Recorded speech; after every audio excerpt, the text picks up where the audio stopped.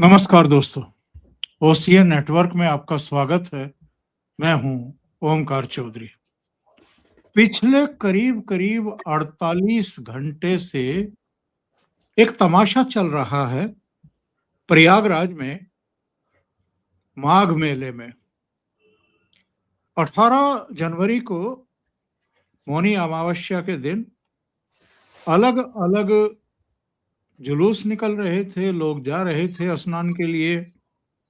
संगम के तट पर लाखों की भीड़ जमा थी जो स्नान कर रहे थे और खुद को शंकराचार्य बताने वाले अभिमुक्तेश्वरानंद पालकी में बैठ करके और अपने 100-200 चेले चपाटों को लेकर के संगम तट की तरफ बढ़ रहे थे, बढ़ना चाह रहे थे।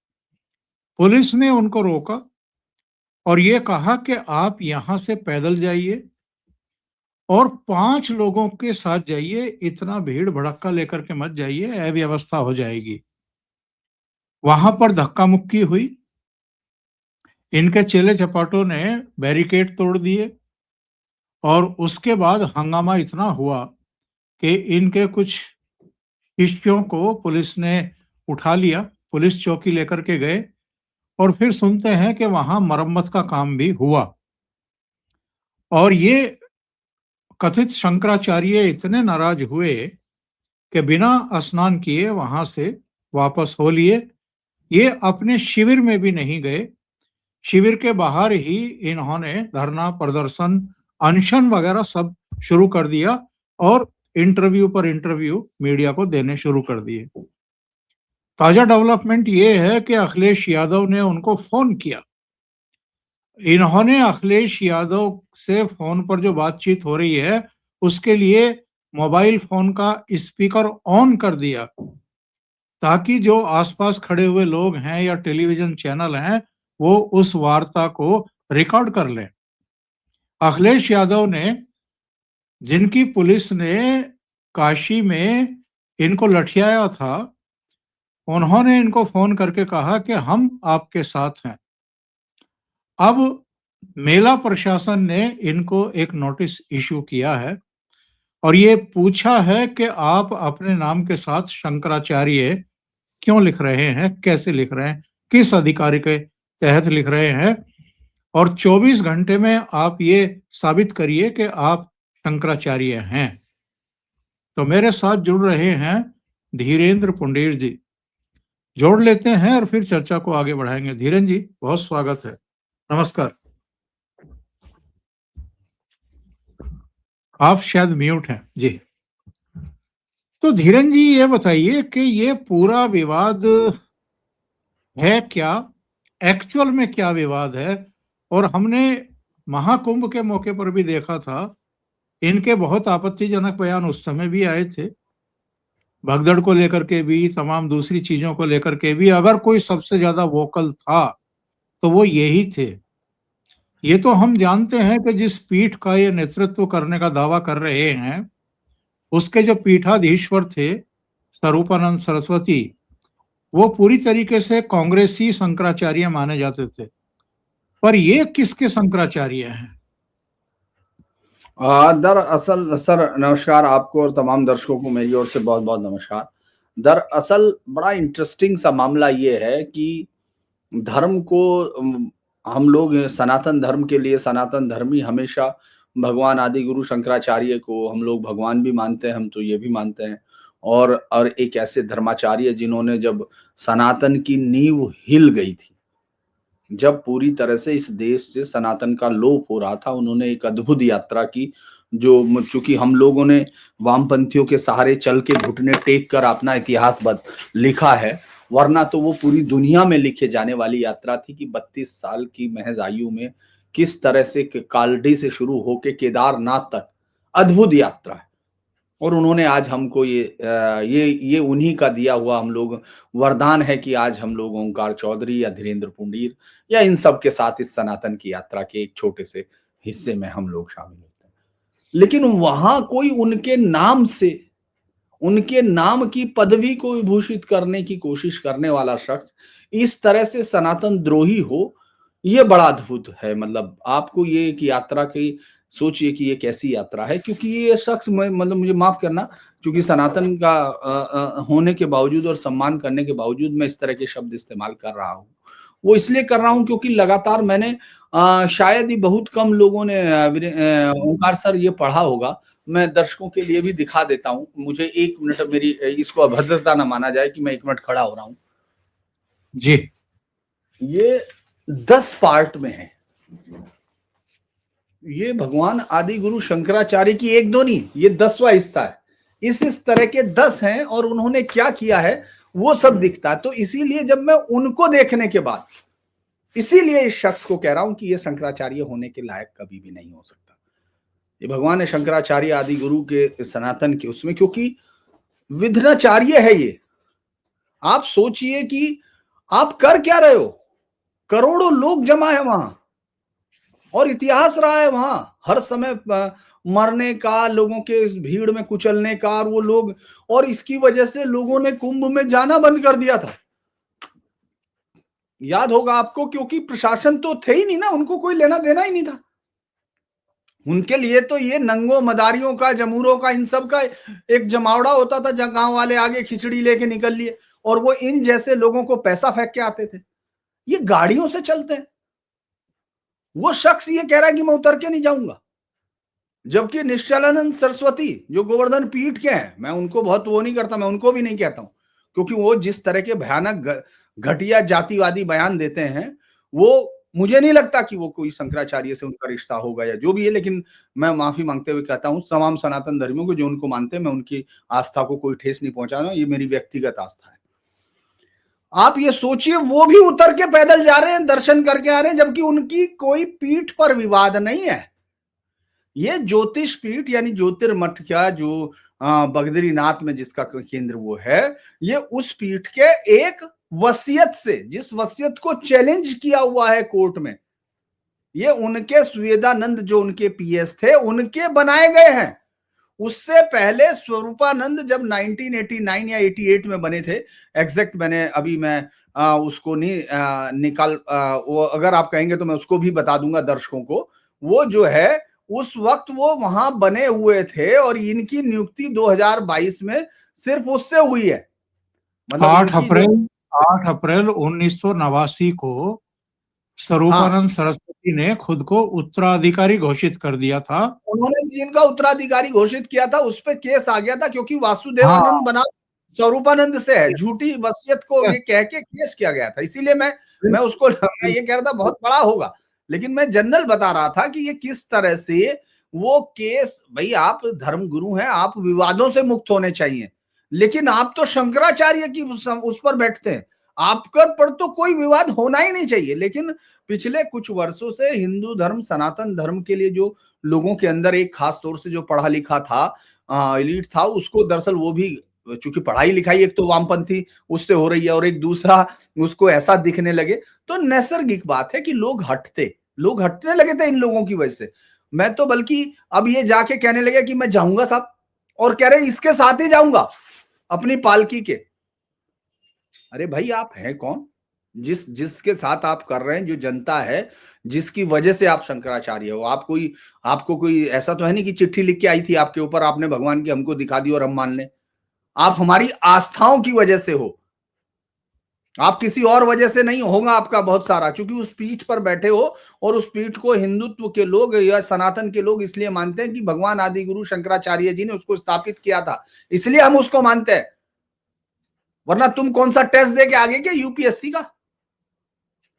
दरअसल वहां अगर जरा सा भी गड़बड़ होती तो यही लोग ये चाह ही रहे थे, इसके ऊपर तो केस चलना चाहिए और बहुत टफ केस चलना चाहिए, क्योंकि ये न्यूसेंस वैल्यू है। आप बिल्कुल। समझ रहे, पिछली बार कितना पूरी दुनिया में इनको कुंभ का इतना अद्भुत इंतजाम किया गया था पिछली बार सरकार, वो योगी होते या कोई भी करता है, अगर अखिलेश भी करता तो मैं मानता, मैं वाकई सैल्यूट करता। क्योंकि आप सोच के देखिए, करोड़ों लोग, 60-65 करोड़ लोग पहुंचे और वहां एक वारदात जो हुई थी, जो घटना हुई, उसको किस तरह से बड़ा करने की कोशिश की, क्या करने की कोशिश की। तो आप यहां क्या करते, 4 करोड़ लोग उस दिन जमा थे, आपने 2013 तक का रिकॉर्ड टूटा है उस दिन।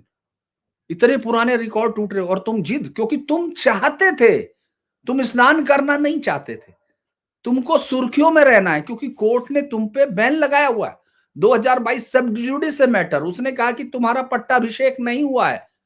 जिसका पट्टाभिषेक नहीं होता, ये दावा कर रहे कि मेरा हो गया था फला फला तारीख को, लेकिन उस तारीखों का मैं इसलिए भी कोई मैं सारी दिखा सकता हूं, लेकिन उसका कोई मतलब नहीं। हम लोगों का मतलब ये है कि ये शख्स जानबूझ के न्यूसेंट क्रिएट कर रहा है। जब इस पर लाठियां बजी थी, जिन जिन अखिलेश यादव जी के साथ में होने के बाद ये बड़ा प्रसन्न हो रहा है स्पीकर ऑन करके, इस पर जब लाठियां बजी थी तो वही उस समय मुख्यमंत्री हुआ करते थे।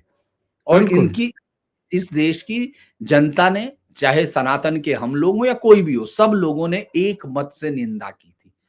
इसलिए निंदा की थी सरकार की, क्योंकि एक सन्यासी, और उस समय भी ये वहीं ले जाना चाहते थे। इनका एक रिकॉर्ड है, ये इस तरह के हैं, और ये राम मंदिर के लिए उसको अपूर्ण बताते हैं, ये तमाम चीजों पर करते हैं। तो मेरा विचार से इनका कम से कम सनातन से कोई रिश्ता नहीं है, लेकिन चूंकि सनातन में कोई किसी को निकालने का कोई, मैं नहीं मानता किसी को हक है, तो जो भी है, लेकिन इनका कोई वास्ता धर्म की या धार्मिक प्रक्रिया से नहीं है। ये वहां न्यूसेंस क्रिएट करना चाहते थे, ये मेरा मानना है। और मेरा मानना इस मत से है कि मैं भगवान आदि गुरु शंकराचार्य की जन्मभूमि से लेकर उनके शिवलोक तक जाने की यात्रा करने वाले पत्रकारों में शामिल हूं, जिसको ये उन्हीं के आशीर्वाद से मिला कि हाँ, मुझे ये संभव हो पाया। जी, मैं दर्शकों को बता दूं आगे बढ़ने से पहले, 8 अप्रैल 1989 ज्योतिष पीठ के जो वरिष्ठ संत बौद्ध श्रम थे, उनके निधन के बाद स्वरूपानंद सरस्वती ने खुद को उनका उत्तराधिकारी घोषित कर दिया था। इसके 7 दिन बाद 15 अप्रैल 1989 ज्योतिष पीठ के जो वरिष्ठ संत हैं शांतानंद जी, उन्होंने वासुदेव आनंद सरस्वती को अपना उत्तराधिकारी घोषित किया। अब एक ही पीठ के दो शंकराचार्य 2017 में इलाहाबाद हाई कोर्ट ने स्वरूपानंद सरस्वती और वासुदेवानंद सरस्वती दोनों को ही शंकराचार्य मानने से इनकार कर दिया था, और कोर्ट ने कहा था कि कोई भी योग्य उत्तराधिकारी नहीं है। उन्होंने स्वरूपानंद सरस्वती को भी योग्य नहीं माना था, और ये मामला जो है अभी तक भी सुप्रीम कोर्ट में है। अच्छा, 11 सितंबर 2022 को हाँ, कोर्ट ने इसको मना स्वरूपानंद किया। सरस्वती का भी निधन हो गया। जी जी, 11 सितंबर 2022 को स्वरूपानंद सरस्वती भी नहीं रहे। तो उसके बाद अविमुक्तेश्वरानंद ने अगले ही दिन खुद को शंकराचार्य घोषित कर दिया। अब 16 अक्टूबर 22 को सुप्रीम कोर्ट ने इनके पट्टाभिषेक और छत्र चंवर के इस्तेमाल पर रोक लगाने का आदेश जारी किया था। तो ये पूरा मामला है। अगर रोक लगा दी फिर भी ये अपने शिविर के बाहर शंकराचार्य लिख रहे हैं, तो मेला प्रशासन ने इनको नोटिस इश्यू किया है कि आप किस बेस पर खुद को शंकराचार्य घोषित किए हुए हैं, और ये बग्गी लेकर के, पालकी लेकर के शंकराचार्य की तरह आप मेले में किस तरीके से मुंह करते हैं। तो इस पर अब ये नया विवाद है। अगर ये 24 घंटे में जवाब नहीं देते धीरेन्द्र जी, तब क्या स्थिति बनेगी? देखिए, अब इनके खिलाफ केस रजिस्टर्ड होगा, क्योंकि जनरली क्या होता है कि आप एक तो कोर्ट के आदेश के बिना है, और दूसरा आपने रकस क्रिएट करने की कोशिश की, तो आपके खिलाफ एक केस होगा। दरअसल मैं आपको इस बहस को यही नहीं रोकते हैं सर। इस बहस को मैं सोचता हूं कि हम थोड़ा सा, मैं आपका 2 मिनट समय लूंगा। ये पिछले 8 सालों से मैं इस पे काम कर रहा हूं। मतलब मैंने कोई किताब नहीं लिखी, मैंने इस पे कुछ नहीं किया, लेकिन मैं घूमता हूं, बात करता हूं, चर्चा करता हूं, शाश्वत भारत में भी की, सब जगह पे की, कि ये कौन शंकराचार्य हैं। जब हिंदू धर्म पे लगातार आघात हो रहे थे, लगातार कंटिन्यू, इस्लाम इस देश में कंटिन्यू कन्वर्जन कर रहा है, लूट पाट, झूठ, मक्कारी, सबके साथ जो भी वो कर सकता है, और वो चूंकि उसको विधि सम्मत है, उसकी किताबों में लिखा हुआ, तो उसको कोई, मैं नहीं मानता कि वो अपने हिसाब से गलत कर रहा होगा, चूंकि वो तो सब। क्रिश्चियनिटी ने इस पूरे देश के आदिवासी बेल्ट को बिल्कुल विनिष्ट कर दिया, उनको उनकी मूल मान्यताओं से विनिष्ट कर दिया, उनके पूरे, क्योंकि जब धर्म बदलते हैं तो आप बाप भी बदल देते हैं, क्योंकि ना तो फिर आपका कोई वो रहता है, ना पूर्वजों से कोई रिश्ता, क्योंकि दोनों धर्म इसमें खत्म करते हैं वो, और उनकी किताबों में है कि अगर आप बदल देते हैं तो आपका पुराने से कोई नहीं, वो सब जहन्नम में जाते हैं। तो आप एक ऐसे समय में आपको क्या कोई चीज मिलती है जिसमें चैलेंज कर रहे हो शंकराचार्य? आप कभी जिंदगी में मिले हैं शंकराचार्य से? आपने इतने सालों तक आपका इतना वृहद अनुभव है, बहुत कम लोगों को इतना पत्रकारिता में सौभाग्य प्राप्त हुआ होगा कि वो अलग अलग जगह जाके लॉन्च कर रहे हो एडिशन। आपको कभी आपने बोर्ड देखा, मतलब ऐसे ही पर्सनली कहीं लिखा हो कि इस बार शंकराचार्य जनता से संवाद कर रहे हैं, आपने देखा कहीं? कभी नहीं। मैं यही कह रहा हूं कि ये लोग जनता के किसी हिस्से में नहीं है। और गाड़ियां कौन सी है? मर्सिडीज है, पोर्शे है, तमाम चीजें हैं। अरे कहां से पैसा आ रहा? क्योंकि वो संपत्तियां सनातन के लोगों की दी हुई हैं। इन लोगों को वहां से निकालना चाहिए। ये लोग जो है सनातन के किसी भी संघर्ष में साथ नहीं है। वो पुराने रहे होंगे लेकिन मुझे उनका इतिहास में भी जिक्र नहीं मिलता। मैं सिर्फ अपने भगवान श्री आदि गुरु शंकराचार्य के बारे में तो जानता हूं कि उन्होंने किस तरह से शास्त्रार्थ किए, उन्होंने किस तरह तर्कपूर्ण तरीके से, और उनके खिलाफ जो जो लिखा गया, कभी बौद्धों ने, कभी किसी ने कुछ कुछ लिखा, उनको क्या क्या गलत लिखा। यहां तक कि आप सोचिए कि इन्होंने कभी इस बात का विरोध नहीं किया, ये किस बात के शंकराचार्य किस बात का खून पी रहे हैं, हिंदू सनातन के लोगों के खून से अय्याशी का जो एक वो चल रहा है। आप ये बता नहीं पा रहे हो भाई कि साहब आप ये बताइए कि अशोक बौद्ध था, और वो जब उसने कलिंग युद्ध किया उस वक्त वो हिंदू था और वो बौद्ध हो गया उसके बाद, क्योंकि उसने हिंसा देखी। आप ये नहीं बता पाए कि वो 8 साल पहले से बौद्ध था। आप झूठ और मक्कारी का कोई, आपका काम क्या है सोसाइटी में? आप भाई किसको, या किसी को तो बता रहे होंगे। आप आखिर भगवान गुरु की उस पर बैठे हैं। मैं तो उनके घर गया हूं, मैं तो उस महान ऊर्जा से भरी हुई जगह पर गया जहां आज भी आप जाएंगे, आप ये सोच के हैरान होंगे ओंकार सर कभी आपसे इस पे चर्चा नहीं हुई। मैं दर्शकों को बता दूं, दर्शकों में से 99% नहीं जानते होंगे, मैं गारंटी लेता हूं। इस तरह इंकार नहीं बोलना चाहिए लेकिन मैं बोल रहा हूं क्योंकि मुझे मालूम है नहीं जानते हो। ये महज कोच्चि से 7 किलोमीटर दूर भगवान आदि गुरु शंकराचार्य जी का घर है, महज 7 किलोमीटर दूर। वहां एयरपोर्ट से आपको पता नहीं चलता। वो सबसे व्यस्त एयरपोर्ट है केरल का, वहां कोई नहीं जानता है। जो जिन लोगों को जो धर्म के हिसाब से जा रहे हैं वो जानते होंगे, लेकिन आप जानिए जब आप वहां जाते हैं, गाड़ी लेके जब जाते हैं, सामने ही है बिल्कुल वो जो हाईवे है, उससे आप सीधा कीजिए, आपको अंदर गाड़ी ले जाएगी। आपके दोनों तरफ चर्च दिख रहे हैं, दोनों तरफ लिखा हुआ कि यीशु ये कर रहे हैं और वो सब कर रहे हैं। मैं उनका निंदा नहीं कर रहा हूं, लेकिन मैं आपके बारे में पूछ रहा हूं साहब, आप कैसे शंकराचार्य हैं कि आप अपने इस भगवान के पंथ को आप नहीं कर पाए, कि वहां लोगों को यकीन नहीं हुआ, वहां कन्वर्जन हो गए, और आप यहाँ के मौनी अमावस्या पे और कुंभ पे आके गालियां देते हो। जो लोग सही से इस देश के धर्म में अब इतने अरसे बाद उन लोगों को यह एहसास हो रहा, जो श्रद्धालु वहां पहुंच रहे हैं कि हाँ इस देश में धर्म है, सनातन इस देश में है, उसको माना जाता है। आप ये मजाक कर रहे हो? पहले वहां शौचालय सड़क पे करते थे लोग, वहीं उसी में कुंभ में भरे रहते थे। आज की डेट में आप जाके देखिए, खोया पाया। अरे मनमोहन देसाई तो पूरी जिंदगी यही फिल्में बनाता रहा बेचारा। ये तमाम लोग कि हाँ, कुंभ में बिछड़ गए भाई, कुंभ में बिछड़ गए भाई। अरे पिछली बार कितने बिछड़े भाई, जहां 60 करोड़ आए थे। तो आप, इन्होंने राम मंदिर पर भी राजनीति की थी इन्होंने। मैं यही कह रहा हूं, इससे बहुत पहले बहुत स्वरूपानंद सरस्वती ने ये कहा था कि राम मंदिर भ्रष्टाचारियों का, वो समिति, राम मंदिर समिति, वो लगातार हमला करते रहे, लगातार। वो आदमी ये कहता रहा कि ये भ्रष्टाचारियों का अड्डा है, ये भ्रष्टाचारियों की समिति है। अरे आपको इतने दिन तक अगर सनातनी बर्दाश्त करते हैं तो ये मानिए कि उनकी क्षमा शक्ति बहुत विशाल है, क्योंकि वो भगवान शंकराचार्य को मानते हैं। आज भी आपके नाम के आगे अगर शाह भी लगा हुआ है शंकर का, तो हम इसलिए पूछते हैं। लेकिन अब आप ज्यादा हो रहे हैं। मुझे लगता है हम लोगों के दर्शक ही नहीं, पूरे देश के लोग इस पर लिख रहे हैं कि ये है कौन। ये बहुत ही मुझे लगता है कि ये है और आज इसका सही है, नोटिस हुआ है। अब जवाब दें और इसके बाद इनका जो कैंप-वैम्प है इनको हटाया जाए वहाँ से और इनके साथ जुड़े हुए जिस तरह के डिसरप्टिव एलिमेंट हैं, they all are should be checked. वो सबको उनको चेक किया जाना चाहिए, उनके एंटीसीडेंट चेक किए जाने चाहिए और ये देखा जाना चाहिए कि ये शख्स क्यों बार-बार ऐसे करता है। धीरेन जी, बहुत-बहुत धन्यवाद जुड़ने के लिए, ये अपडेट देने के लिए, बहुत महत्वपूर्ण सूचनाएँ देने के लिए हमारे दर्शकों को। और निश्चित रूप से ऐसे व्यक्ति जो गड़बड़ी फैलाना चाहते हैं, जहाँ लाखों करोड़ों की संख्या में लोग मौनी अमावस्या पर संगम के तट पर जाकर के स्नान कर रहे थे, आस्था की डुबकी लगा रहे, पवित्र डुबकी लगा रहे थे, तब आप पालकी से नीचे उतरने को तैयार नहीं। प्रशासन ने, पुलिस ने कहा, आपको सलाह दी, इसके बावजूद आप जिद पर अड़े रहे और इनके चेले-चपाटों ने वहां धक्का-मुक्की करनी शुरू कर दी, बैरिकेडिंग तोड़ दी।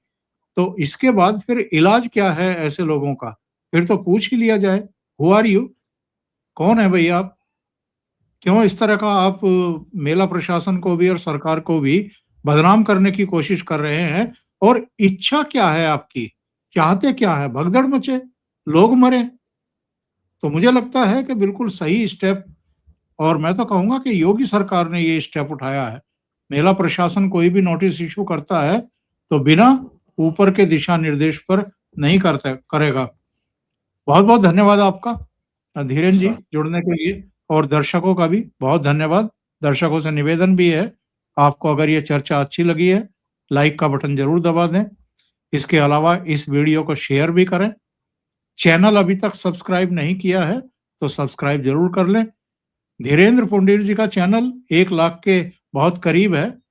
एक कोशिश करिए और तुरंत उनको जल्दी से जल्दी 1 लाख के पार पहुँचाइए, उसे सब्सक्राइब करिए।